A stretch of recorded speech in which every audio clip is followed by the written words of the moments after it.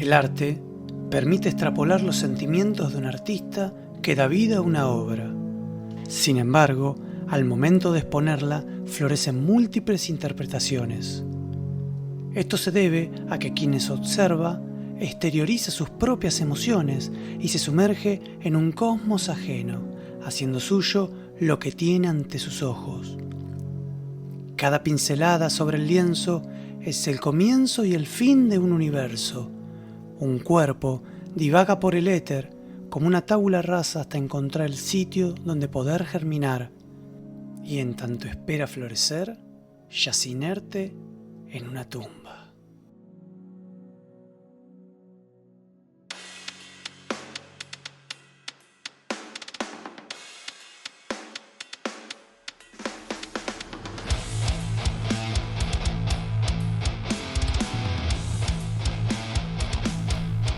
Bienvenidos a Un cadáver en 6 tumbas, un podcast de literatura, música y cine. Quien les habla es Cristian González. Ya me he presentado en episodios anteriores, pero no está de más decir mi nombre. Hoy arrancamos con el episodio número 2. Número 2, sí. ¿Cómo se llama este episodio? Ácido argentino. ¿Por qué? Algunos por ahí ya se estarán dando alguna idea, pero no importa. En este pequeño resumen de ahora vamos a hablar de los cadáveres que vamos a desenterrar, a todo lo que vamos a sacar de las tumbas, y después vamos a explicar por qué seleccioné este nombre como el título del episodio. ¿De qué vamos a hablar hoy? Nuestras primeras 2 tumbas en el primer segmento de literatura va a estar compuesto por 2 autores argentinos autopublicados que forman parte del nuevo terror argentino. Vamos a hablar de la novela Partes de la carne, un slasher escrito por Alex Niji, que tiene todos los tópicos que nos gusta del slasher, pero con algo nuevo. Ahora, cuando entremos en ese segmento, vamos a contar en profundidad. Y el otro libro que vamos a estar hablando es Terror criollo de Nicolás Karpenko, también integrante del nuevo terror argentino. Es una antología de terror con algunas cositas de ciencia ficción, por momentos medio muy Lovecraft y por otros momentos no. Eso en el primer segmento. El segundo segmento, en música, estaremos viendo un disco emblemático de Hermética, Ácido Argentino. Y obviamente este es el nombre que se le pone título a este episodio. Ya estaré diciendo por qué la elección de este disco. Estaremos comentando un poquito las canciones que lo componen, esta gran obra del thrash argentino. Y el otro álbum que tenemos charlando es Vence, de Orcas. También les comentaré por qué elegí este disco y no otros, cuando en su momento iba a ser otro, pero no importa. Y en el tercer segmento, para cerrar el programa, estamos hablando de 2 películas nacionales. Una representa la Buenos Aires fantástica, y la otra el realismo porteño. ¿De qué estoy hablando? Como el realismo, te voy a hablar de Pizza y Rafazo, un clásico de los 90, que se volvió de culto y que fue, digamos, el experimento para lo que vino después para Ocupas, pero bueno, ya ahondaremos en esto. Y la otra película es un clásico de ciencia ficción de los años 90, llamado Moebius. Una película la cual amo. Pero bueno, ya estaremos hablando un poquito de esto. Así que gracias por escucharnos y bienvenidos a Un cadáver en 6 tumbas.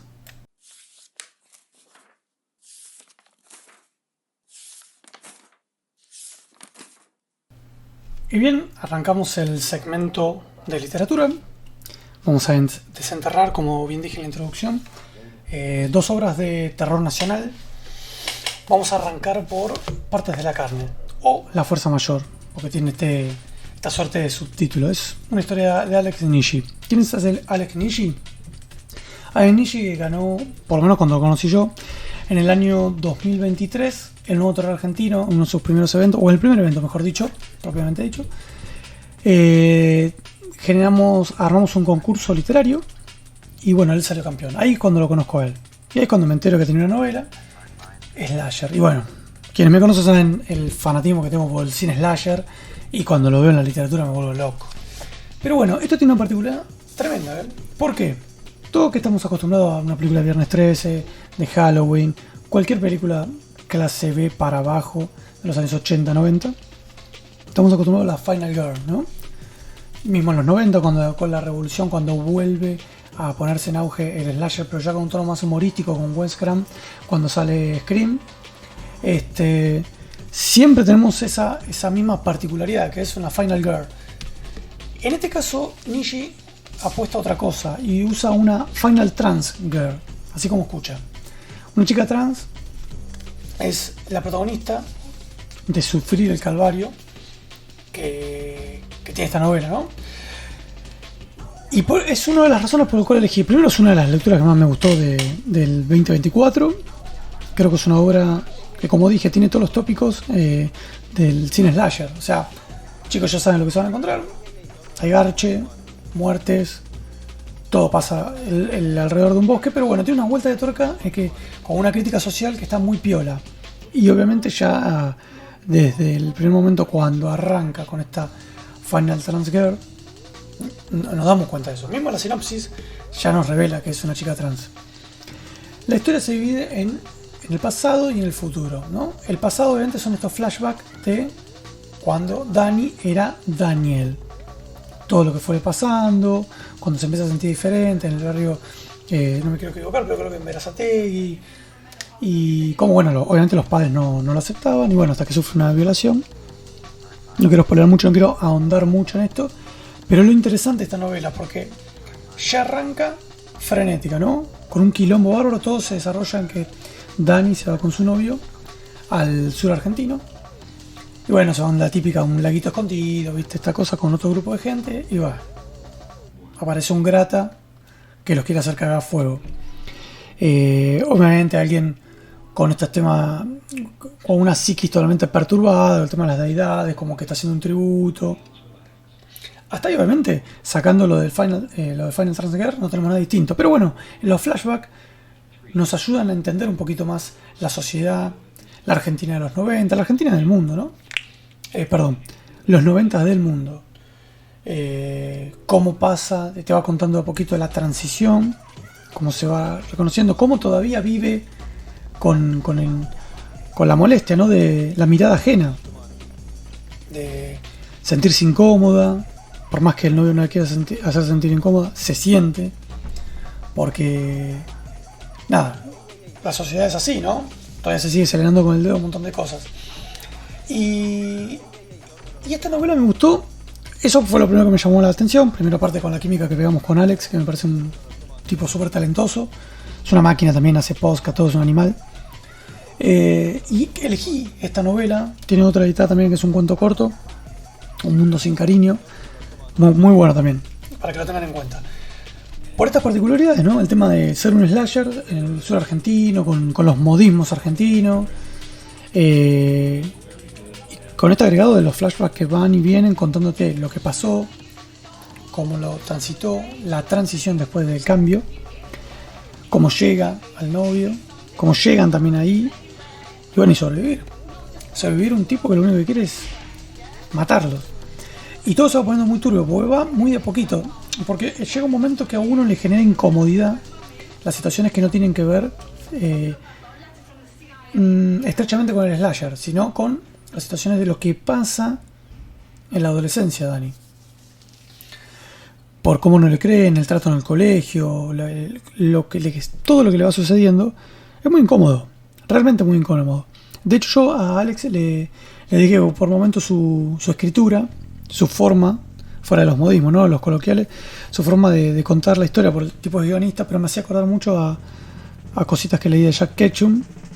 Y por ponerle alguna similitud, podría hablar de La chica al lado, por más que toque otra cosa. Pero las formas, ¿no? De cómo toda esa quietud se va poniendo cada vez más y cada vez más y cada vez más turbia. Nada, hasta que desatan un quilombo bárbaro. Porque como les digo, todos esos flashbacks nos empiezan a poner nerviosos. Y la incomodidad se hace cada vez más grande. Y bueno, y después llega la parte, la que a todos nos gusta, de un slasher, ¿no? La masacre. Y no quiero decir más, ¿no? Porque si no es contar un poquito de más. Ya aparte de yo lo que conté, que no estoy spoilando mucho, porque como digo, la sinopsis arranca de esta manera. Dani, una mujer trans, llega con su pareja, Víctor, a un paraje turístico escondido en el sur del país. Bueno, y después, bueno, todo lo que sucede. Creo que es una obra a tener en cuenta. Es entra dentro del porqué. Vieron que yo les dije en programas anteriores que el título de cada episodio tiene algo que ver con lo que vamos viendo. Y tiene que ver con esto, ¿no? El ácido argentino, de cómo seguimos viviendo, por más que habremos de haber normalizado, por ponerle una etiqueta, ¿no? Ciertas cosas. El estigma sigue estando. El señalar con el dedo,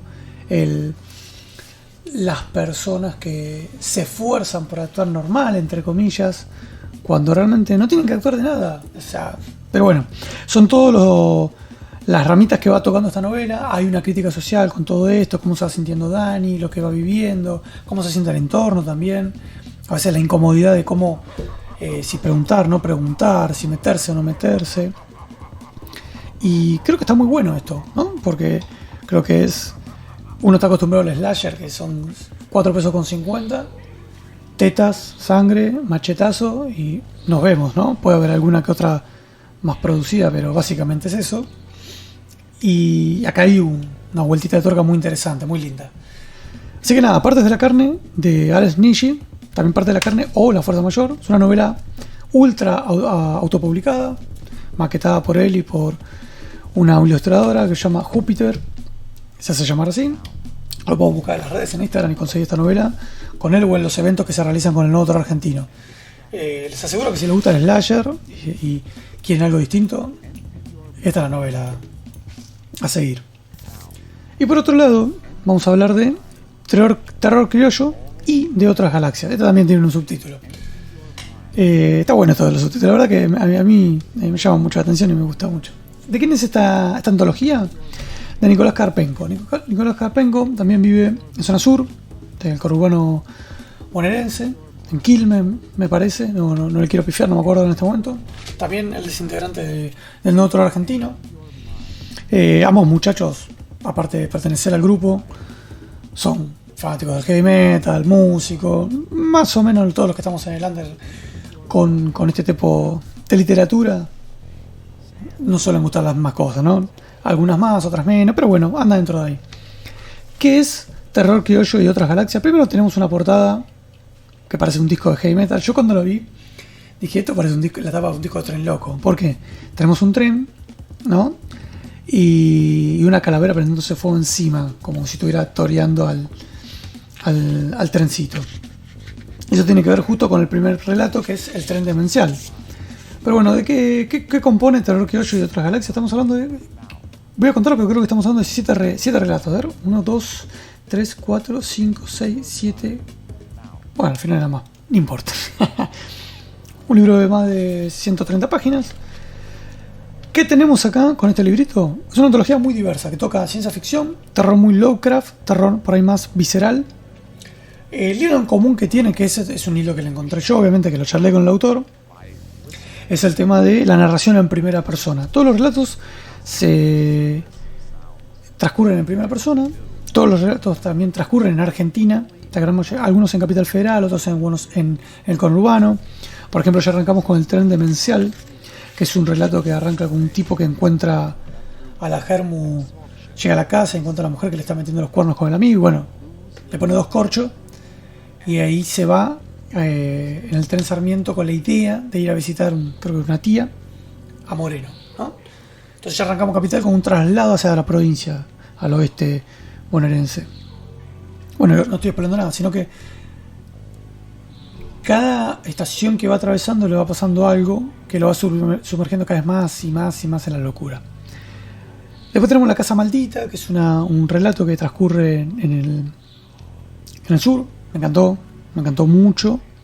Y así llevando cada uno de estos relatos. De hecho, el último, Un viaje infernal, que tiene un subtítulo como dedicado a H.P. Lovecraft, es un relato también que transcurre en Argentina y que hace alguien, o el protagonista hace un viaje a otro lado para hacerse cargo, para investigar los mitos de Cthulhu. Y creo que esta es la particularidad que tiene esta novela. Es súper ágil. Yo soy una persona que, se lo comenté al autor, a mí me rompe un poco las pelotas el tema de la primera persona. Me gusta más leer en tercera, creo que nos da un paneo general de la situación, de lo que está pasando. Pero bueno, eso no me impide no disfrutar una obra. De hecho, el mismo Stephen King, muchas de sus historias están escritas en primera persona. Pero te quedas solo con una campana. En cambio, la tercera te muestra más del guiso. Pero eso es una apreciación personal. Y lo que tiene aparte de eso es el tema de las localidades, ¿no? El tema de las locaciones, esto que pasa en Argentina con los modismos. Y tienen estos tópicos que todos van abordando de alguna manera el tema de la locura, la psiquis humana. Y claro, esto suma a estar hecho en primera persona porque nos vamos adentrando a cómo va sufriendo el personaje, cómo va sobrellevando cada una de las situaciones, como lo del tren demencial, que lo vamos viendo cómo se va hundiendo cada vez más y más en la locura, con las cosas que ven en cada estación. Y nada, es un libro súper ágil de leer, que no contiene por ahí los flashbacks o las críticas sociales que por ahí sí tiene, Partes de la carne, pero Terror Criollo se súper deja leer. Y uno busca eso a veces en una historia, ¿no? Por lo menos yo busco eso, la agilidad, que sea amena. Y también a veces es raro encontrar una antología que te guste. A veces no te gusta un puto relato. Y otras veces está bueno encontrar más de uno. En este caso sí, yo tengo mis favoritos. Que bueno, el tren demencial es uno. Me sentí muy cercano por el tema de la locación y cómo se desarrolla toda la situación. La casa maldita fue otro. Me gustó mucho porque está bueno, porque arranca con la última dictadura. Unos pibes que salían a dar una vuelta por el barrio, veían siempre una casa como que estaba maldita, eran los rumores del barrio, y nos vende como una historia juvenil de terror y va mutando cada vez más. Para que se den una idea, de la película de Andy Muschietti, parte 1, cuando van entrando a la casa que piensan que está Pennywise ahí, bueno, es una onda así. Nada más que esta no es una casa abandonada, sino que los pibes se van filtrando, tienen una idea para meterse ahí, porque uno de los chicos es como estudioso del tema. Nada, muy buena, como se va desarrollando, la verdad que es muy buena. Después Los Ojos, me gustó mucho. Y debo admitir que Un viaje infernal, que está dedicado a Lovecraft, también lo disfruté mucho ese relato. Entonces estamos hablando de que ya me gustó más de la mitad del libro, y eso es muy bueno, muy positivo. A Nico, ¿dónde lo encuentran? En las redes sociales también, en Instagram, como Nicolás Karpenko, o en cualquiera de los eventos que participe con el nuevo terror argentino. Y con esto le damos finalizado a las primeras 2 tumbas de este cadáver, ¿no? Este cadáver desmembrado. Hemos desenterrado Partes de la carne y Terror Criollo, de 2 autores independientes. Lo que no dije, Terror Criollo es autogestionado, pero está editado por Dinastía. Dinastía es una editorial independiente, del cual vos vas, de hecho mis libros algunos están editados también por Dinastía, abonás y te editan, pero sigue siendo autogestión, así que es todo 100% salido de bolsillo. Eso tiene un plus a la obra. Hemos desenterrado estas 2 tumbitas, Terror Criollo y Partes de la carne. Ahora vamos a seguir adelante. Terminamos este primer segmento de Un cadáver en 6 tumbas.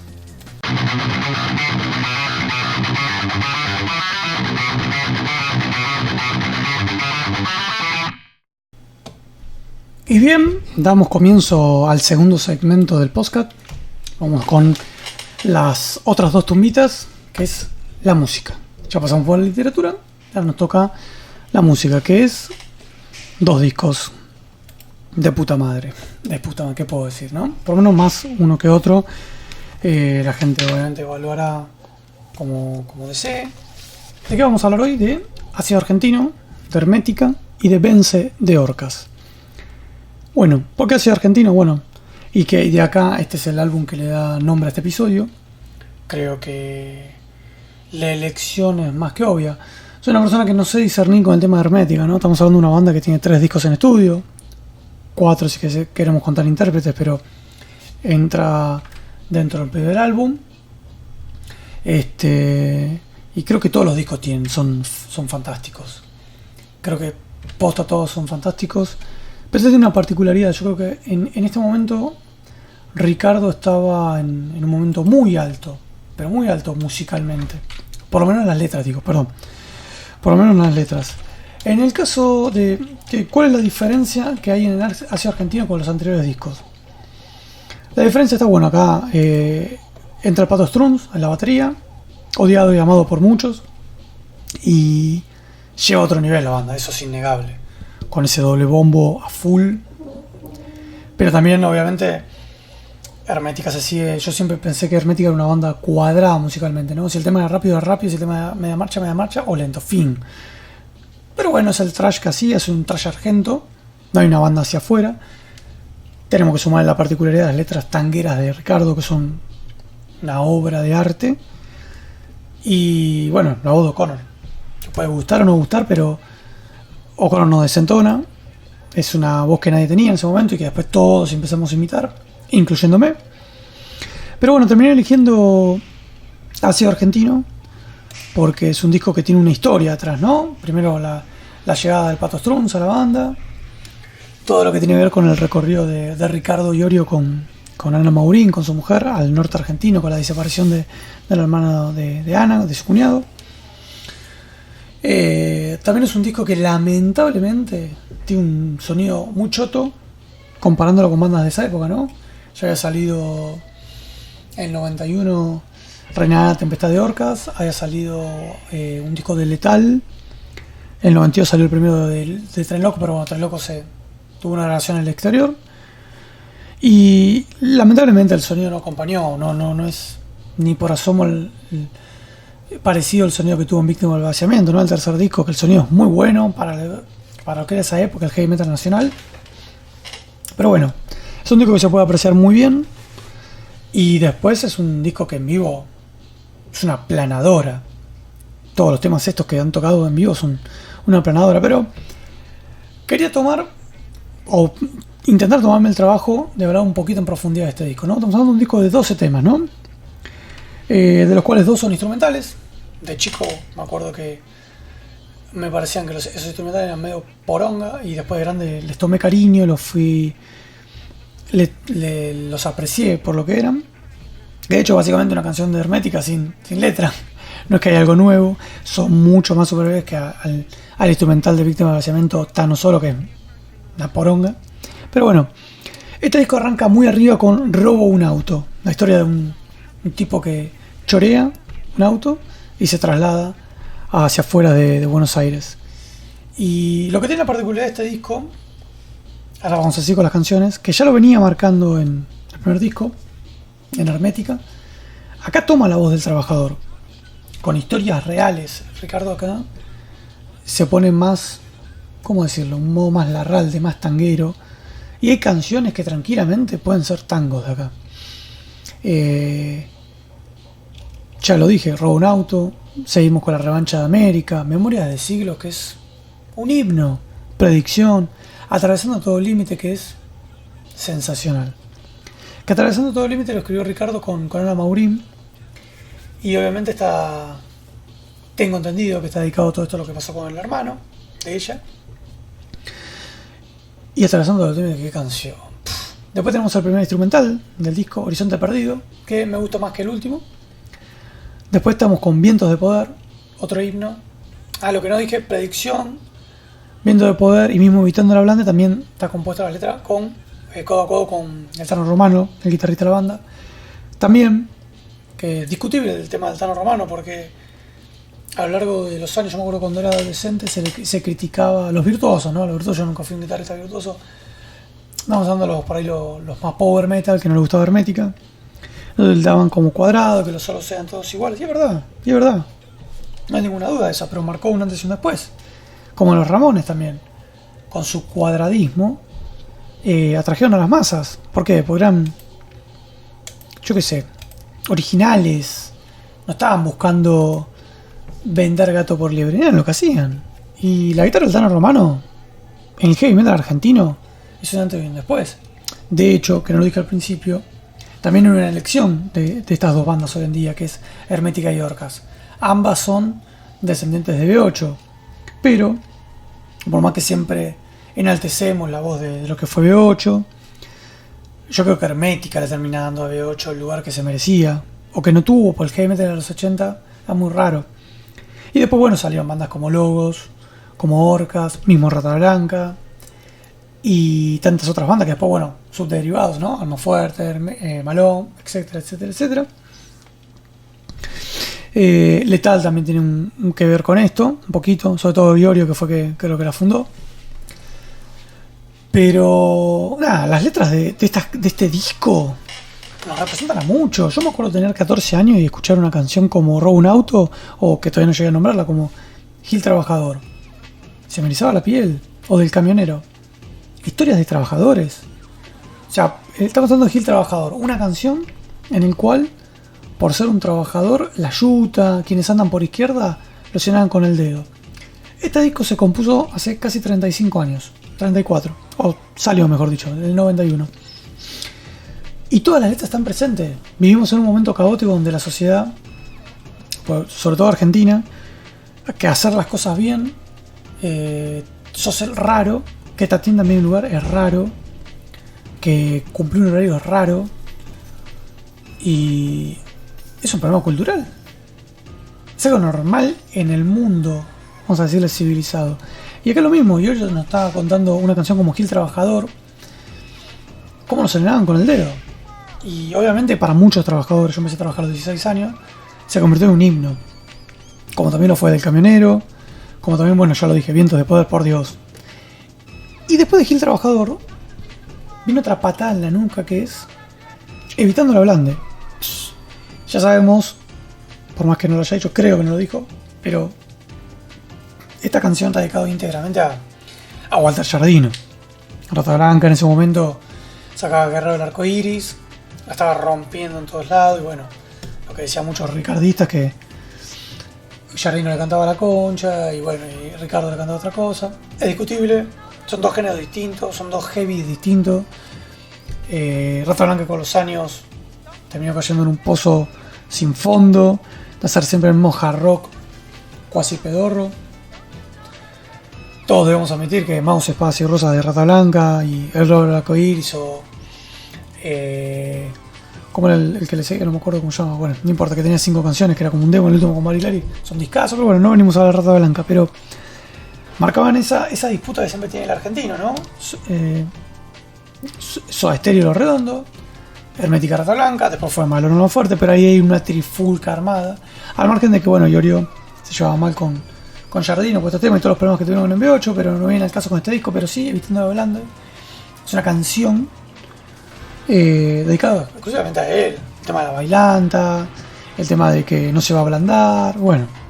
Y para el cierre, entre comillas, de este disco, entre comillas porque es la última canción con letra, tenemos a Las Calles de Liniers. Íntegramente cantado por Iorio, como ya lo había hecho Desde el Oeste en el primer disco, o también en el cover Cambalache. Nos encontramos una canción muy Cambalache, justo sin querer decirlo, me acabo de contar que ya lo hemos charlado con muchos amigos durante años. Las Calles de Liniers sigue reflejando lo que es Liniers 30 años después, 35 años después. El tema de la falopa, el tema de las putas, la yuta ahí coimeando, ese nexo entre lo último, entre el que arranca el conurbano bonaerense, que es zona oeste, con Capital, la división de la General Paz, el tren. Es una canción épica, sublime. Y por último, de Pismata a Bauchaceta. Tengo entendido que esta canción, este instrumental, es por todo el recorrido que hizo Iorio con Ana Maudín en el norte, buscando al cuñado, que nunca lo encontraron el cuerpo. Y bueno, le da un cierre al disco, que como dije, los dos instrumentales de este disco, al principio yo de pibe lo sentía como relleno, pero bien, tiene impronta hermética. Uno cuando crece va cambiando los gustos. Y como en su momento por ahí me gustaba más Víctima del Vaciamiento, porque tenía mejor sonido, o canciones como Desde la Esquina, Cuando Duerme la Ciudad, que son temones. Es innegable que Ácido Argentino es una de las grandes obras, o la gran obra del heavy metal nacional. Y Iorio está a un punto muy alto acá, en la composición. Tanto así que deja marcado a 3 generaciones. Como dije, con canciones como Memorias de Siglo, como Atravesando todo límite, Vientos del Poder, Del Camionero, Gil Trabajador, Evitando la Blande, Las Calles de Liniers. 3/4 de discos son de culto, son himnos. Y la mayoría de las canciones de Ricardo, en alguna por ahí no estar tan de acuerdo, pero la mayoría de las canciones de Ricardo en Hermética son himnos de, vamos a decirle, rock, del heavy metal, trash, como quieran llamarle, pero son himnos. Así que bueno, le damos cierre a esta parte, a Ácido Argentino. Obviamente muchos lo habrán escuchado. Quienes no hayan pasado por la experiencia de escuchar este disco deberían hacerlo. Como dije, lamentablemente el sonido no acompaña mucho lo que es la obra, pero es un disco de la puta madre. Pero bueno, ahora pasamos a la otra tumba de este segmento. Y la última, esta tumba es Vence de Orcas. ¿Por qué Vence de Orcas y no otro? Bueno, les comento, voy a hacer una confesión. Yo primero quería hablar de Ácido Argentino y a continuación quería hablar de Reinará la Tempestad de Orcas. Creo que es un disco que tiene mucho mejor sonido que Ácido Argentino. Y salió un año antes, el álbum debut de Orcas, con Eddie Walker en bajo, en el eterno Osvaldo Civile, Hugo Benítez en voz y la batería, no me acuerdo cómo se llama, Ganso creo que era el apellido, tremendo batero. Que la mayoría de estos integrantes se fueron al segundo disco, en Hoy Inmortales el Grito Sangrado. Pero bueno, ¿por qué cambia Vence? Vence marca también una diferencia entre, ya cambia toda la formación, también hay un lapso entre Hoy Inmortales, entre el 92 y el 97 que sale Vence, y este disco yo creo que definitivamente es una patada en los huevos, o sea, viene a matarte. Es un disco que arranca con un solo de batería en Resistencia que te mata. Pero bueno, este disco mantiene como original a Osvaldo Civile, ¿no? Es el anteúltimo disco con Osvaldo, antes de suicidio, muerte, como quieran, no voy a entrar en debates que no vienen al caso. Y entra Walter Mesa, también odiado y amado, el heavy metal argentino, tildado de careta, de no careta. Yo creo que es un gran cantante. A lo largo de los años con Orcas demostró que pueden hacer algún sonido más Testament o más Creator, o un heavy más tranqui, y su voz se adapta. Es un tipo, primero es un frontman de la reputísima madre. En vivo te hace disfrutar los shows, hace partícipe al público. Tiene una voz única, el gordo. Yo estaba escuchando el disco en vivo, o lo que grabaron en Obras en el 2024, y yo, obviamente ya tiene algunos tonos que están más bajos, pero dale, gordo, ¿cómo estás? Es un capo. Pero bueno, elijo este disco, ya solo queda subir el Topo Yanis, y hoy en día el Topo Yanis es el único, ni siquiera original, porque entró en el segundo álbum. Y llega Sebastián Coria en segunda guitarra, Guillermo de Luca Matría y el ya nombrado Walter Mesa en voz. Pero antes de estar Mesa había estado el denominado el gordo Bertoncelli, Cristian Bertoncelli, que después fue el cantante de Imperio, gran banda del power metal argentino, gran banda, y de Renacer. Y creo que este disco, yo me enteré hace poquito, muchas de las letras las compuso Bertoncelli. Yo realmente pensaba que eran muchas de Osvaldo, del Topo, pero bueno. Termino eligiendo este disco porque el sonido es excelente.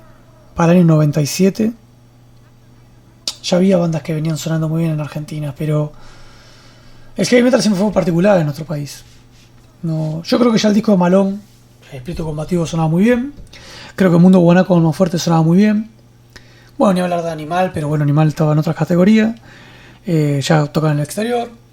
Y este disco, después de ese parate de 5 años que tiene Orcas, viene con 14 temas cargados de energía, pero cargadísimos. Como dije, el primer tema arranca con Resistencia, con un solo de batería de Luca de 3 segundos. Yo todas las veces que fui a ver a Orcas en vivo, ahora hace años que no, pero las veces que fui a verlo, nunca pude escuchar ni Resistencia ni otros temas de este disco que me parecen excelentes. Este disco arranca con Resistencia, después sigue pateándote la cabeza con Garras, y el tercer tema es un himno de la banda, porque se convirtió en un himno, y hoy en día sigue estando presente, latente su letra. Y creo que eso es lo que tiene a veces las bandas nacionales, ¿no? Una cosa es el heavy metal internacional, el thrash, como quieran llamarlo, y otra cosa es el metal argento. El metal argento tiene esto de un sonido por ahí más particular. No voy a decirte acá, pero distinto. Y las letras tienen una carga social. Un conflicto, un trabajo, la pobreza, la yuta, el gobierno.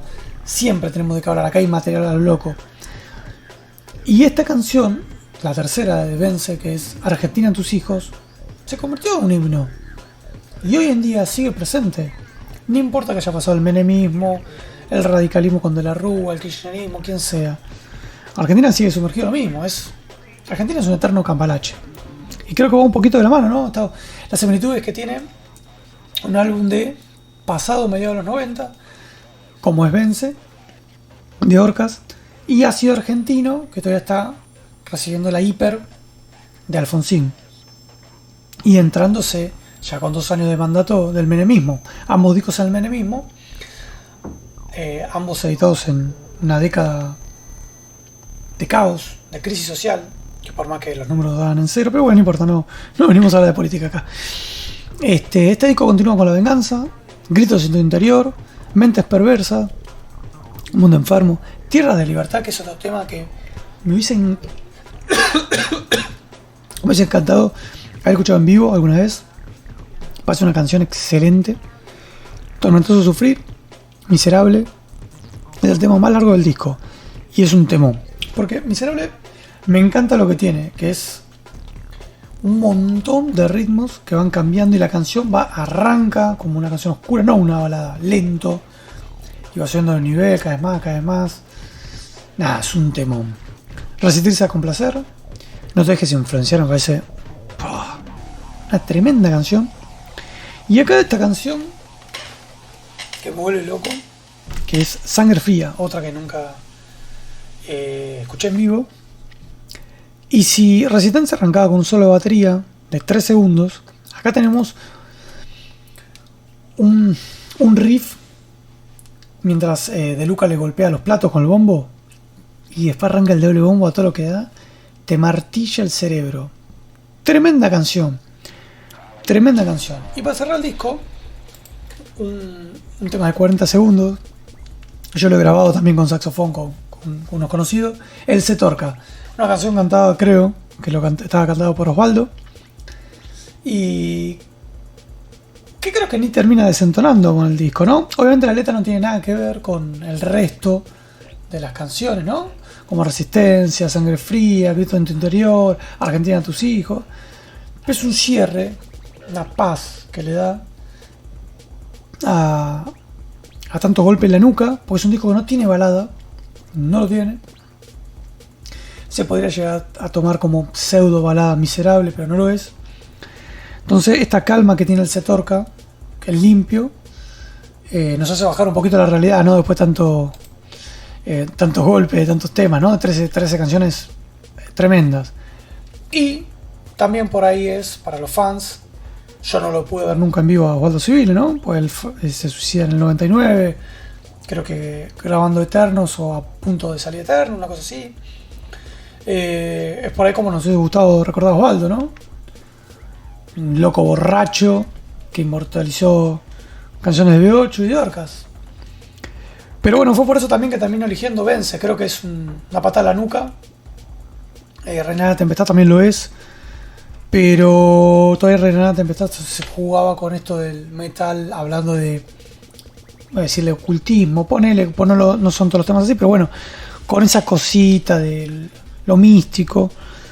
Y Vence no. Ya de hecho, ya hoy Inmortales no.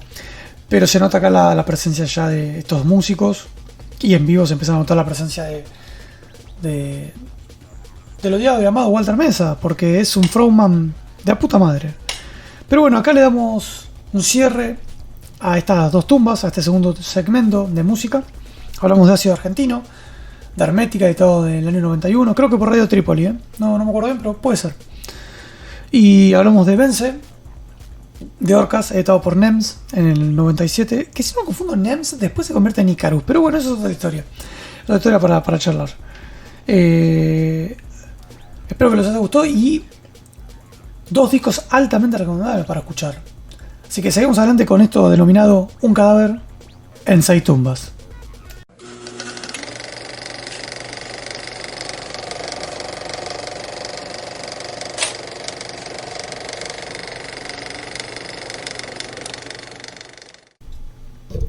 Y bien, damos comienzo a este último segmento. Nos restan escarbar en 2 tumbas. Y hoy nos toca el cine. Siempre es el segmento del cine. Hoy, ¿qué estaremos hablando? Estaremos hablando de Pixar y Rafazo y Moebius. 2 clásicos. Bueno, para mí son clásicos. Sobre todo Moebius. Moebius se volvió más de clásico. Pixar y Rafazo obviamente toca otra cosa. Pero bueno, vamos a empezar hablando de Moebius. ¿Qué es Moebius? Partamos de la base que Moebius es una adaptación de un cuento de un autor de ciencia ficción llamado un subterráneo llamado Moebius, quien el tipo reinterpretaba qué pasaría con las líneas de subte si se expanden. Tenía todo un trasfondo científico, el cual no quiero explayarme porque sería spoilear después lo que pasa en la película. El relato de 1950 se toma y se adopta para hacerlo película acá en los 90, año 96, dirigida por Gustavo Mosquera. Pero obviamente cambian el escenario. El escenario es Buenos Aires, el escenario son los años 90. Todo un tanto exagerado, ¿no? La mayoría. Vamos a frenar, mejor dicho, y vamos a hablar de qué trata la película. ¿Qué es Moebius? Moebius es una película en la cual arranca en el subte, en la línea E, pero nunca dicen que en la línea E. Mi amadísima línea E, reconozco esos subtes hechos mierda. Ahora creo que los cambiaron, pero bueno, cuando la vi esta película por primera vez era imposible no reconocerlo. En donde de golpe porrazo aparece una formación entera. Locomotora, todos los trenes con la gente, con los vagones. Absolutamente. Desaparece y otro tren, otra formación, siente que viene, porque les avisan, tienen como unos sensores donde para evitar cuando hay cambio de vías, de que se choquen las formaciones, hay como un aviso. Bueno, no está. Habían hecho un nuevo ramal. Entonces por eso que llaman al estudio de los arquitectos que la diseñaron, para ver si pueden traer los planos, para ver cómo pueden solucionar este problema, porque no puede ser que no encuentran al subte. No lo encuentran. Bueno, y acá es donde cambian el plano, ¿no? Las estaciones no tienen el nombre de la línea E. Hablan de que hay 300 kilómetros de subte. Capital Federal ni en pedo nunca tuvo. Creo que no tiene 300 kilómetros. Me parece que no. Es una bestialidad. De hecho, en esa época ni siquiera existía la línea H. Hoy en día la línea E tiene más estaciones. O sea, no existía la H ni sé qué extensión más. Pero bueno, no viene al caso. Y ello nos marca algo distinto, ¿no? Hay películas. El cine argentino lo que tiene una particularidad del cine argentino. El cine argentino siempre fue cine argentino.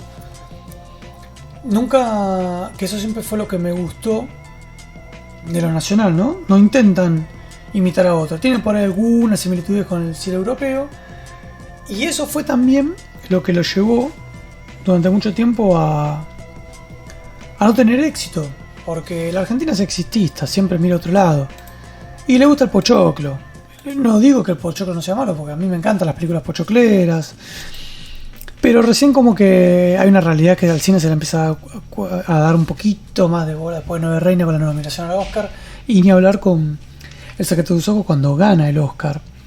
Entonces ahí era súper evidente que, bueno, lo de siempre estamos, cuando somos exitosos estamos. Y Moebius viene a, ¿cómo decirlo? No sé si a romper, porque obviamente si uno indaga en el archivo del cine nacional, habría que preguntarle a Jay Tursi, que es el especialista en esto.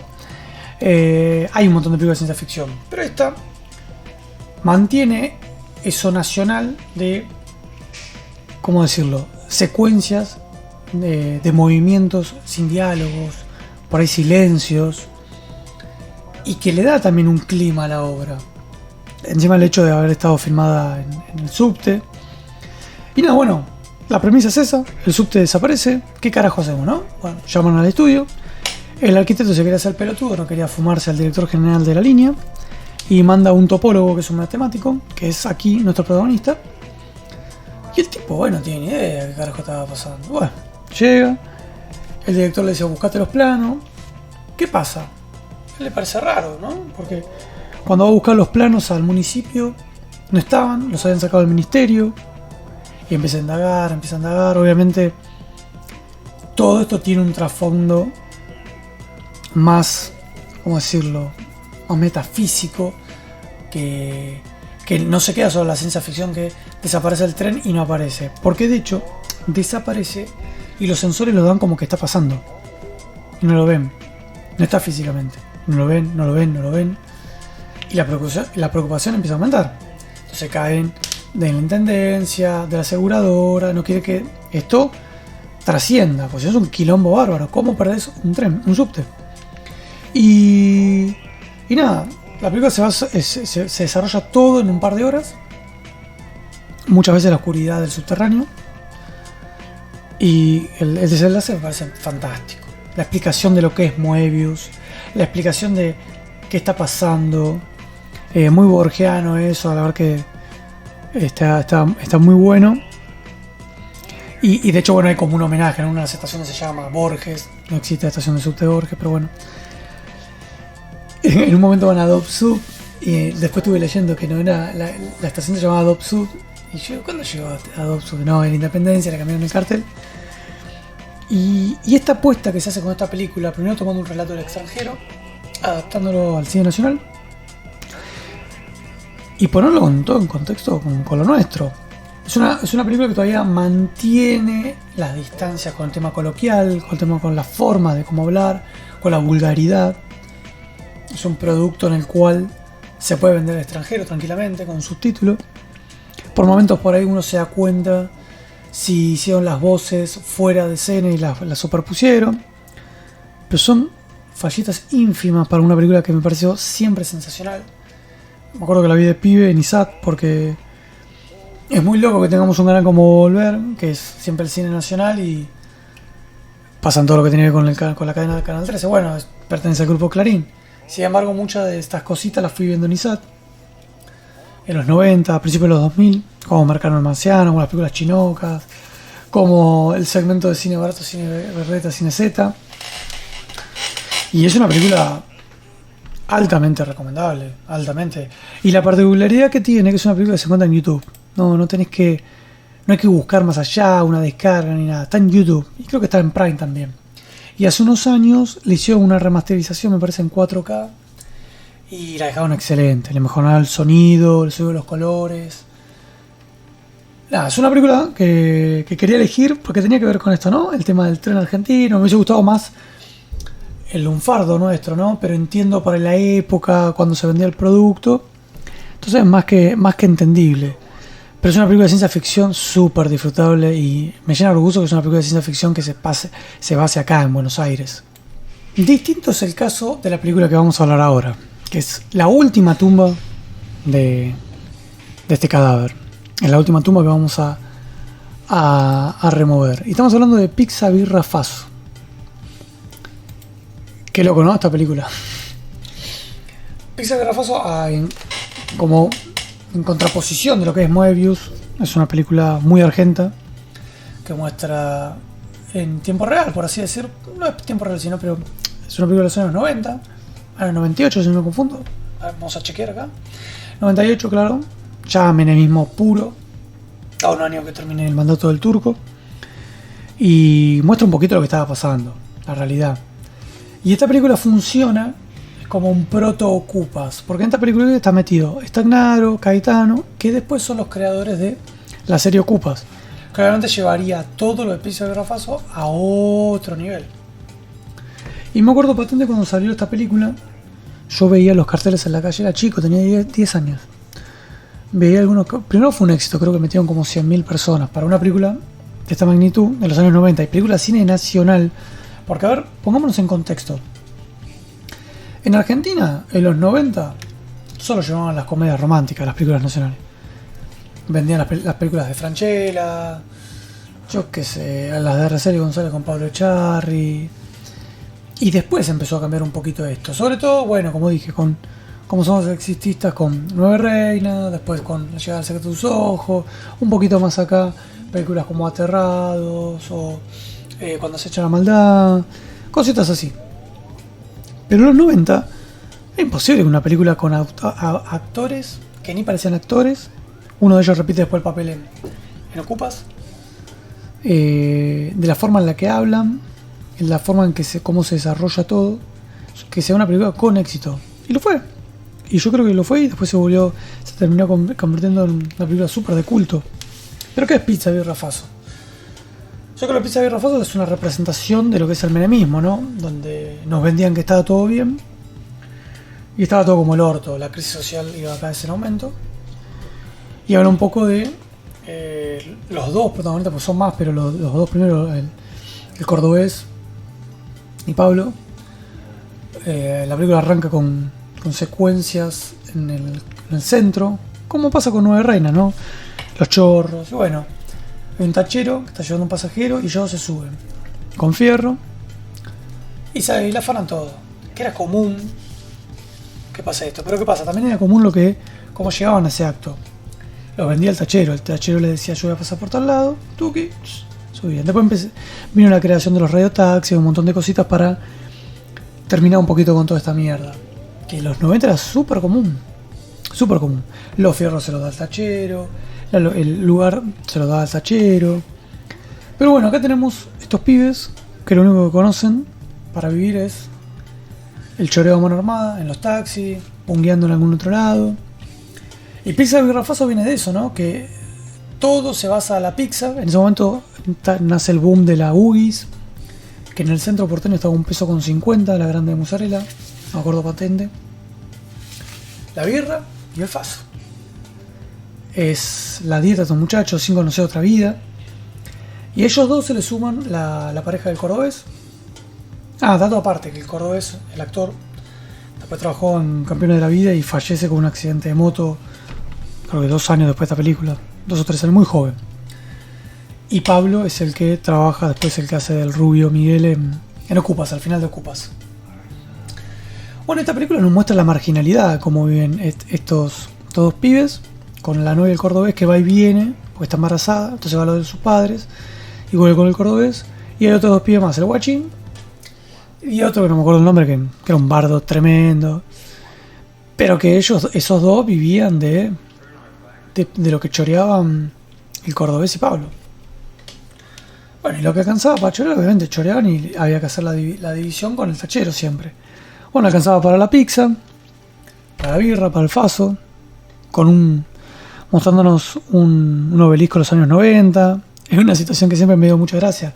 Como ellos, al principio de la peli, después de comer, tenían ganas de seguir rompiendo las pelotas y se colan al obelisco. Yo me acuerdo de ver esto todo de pibe y me llamaba verdaderamente la atención. Decía, la puta madre, mira todo esto. Y la marginalidad con la que empiezan a vivir, ¿no? Porque acá es lo que yo siempre denomino estaban los rochos de los 90, que eran rochos con código, por así decirlo, ¿no? Buscaban otra cosa, querían echar otra cosa, no pungueaban en el barrio, no estaban con la falopa, pero igual eran rastreros. Bueno, perdón, hoy en día son rastreros. En ese momento no.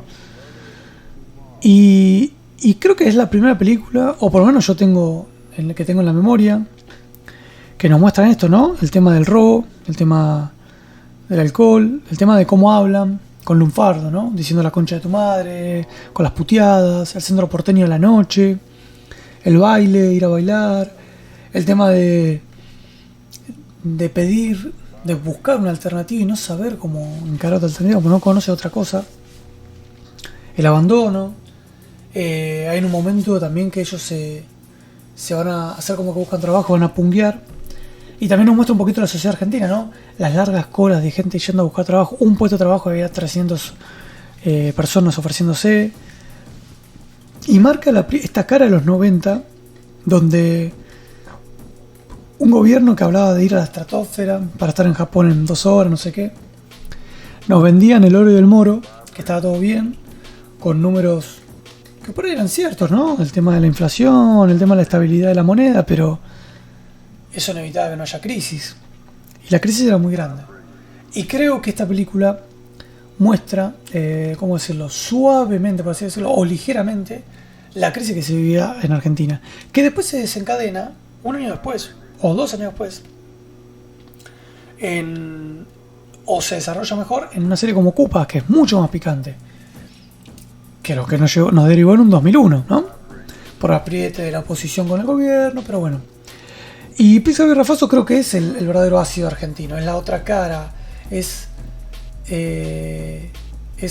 yo te voy a mostrar lo que es la Argentina. Y es una que muestra la marginalidad, por ahí no tan fuerte como lo hizo Cupas o como lo hace después más adelante el Polaquito, o Un oso rojo de Julio Chávez, o tantas otras películas que fueron saliendo a partir de esta. Yo creo que fue el puntapié que le abrió la carrera a Caetano y al otro director, y está claro, no me acordaba.